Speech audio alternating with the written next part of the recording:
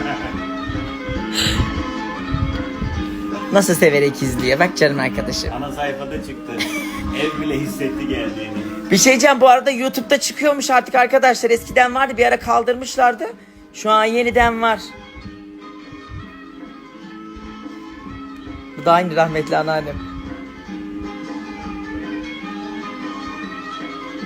Tam bir lokal havası, görüyor musun? Cemile, Beyza.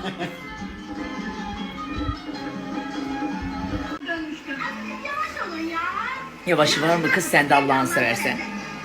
Hadi biz daha yolda atlayamayız hadi. Allah Allah. Az ses versene. Kız daha çabuk. Geliyorum anne. Sonra ne oldu Sultan anlatsana. Bir üzerine yürüdüm karının. Oturdu valla. Ağzını yırtacaktım az daha.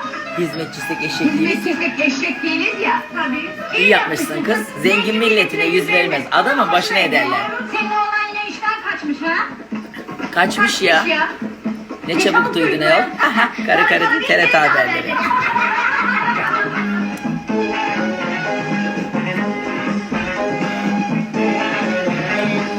O kadar seviyorum, o kadar seviyorum ki. Yani hayatım film olsa belki bunu kadar izlerim.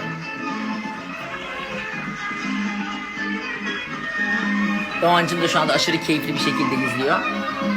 Seviyorum ben de. Kızım sen beni deli. Dinleme vakti senin yalanlarını. İstemem senin gibi adam. Defol. Yetti be, yeter. Seviyorum seni ulan. Seviyorum. Yalan. Yalan. Seviyorum.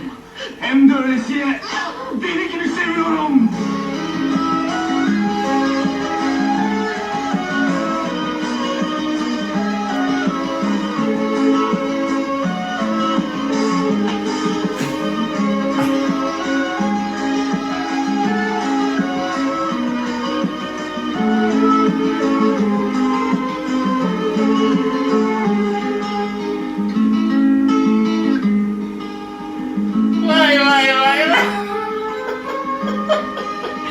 Köpek dizim.